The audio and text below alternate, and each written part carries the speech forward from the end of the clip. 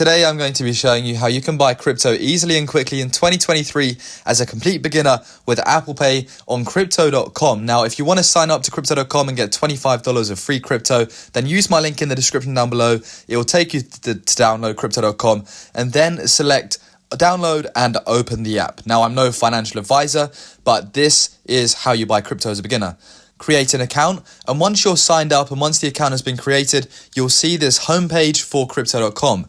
You simply want to select buy, choose the cryptocurrency you want to buy, so let's say Bitcoin, and then select how you're going to pay for it. So you can see right here, I've got different options. I've got Apple Pay and I've got my credit card. I've got cash, that's if you're doing a bank transfer to deposit money into Crypto.com to buy crypto. However, you'd select Apple Pay, choose the amount you want to buy. All I do is select Apple Pay, select buy, and boom. That is how you buy crypto as a beginner on Crypto.com.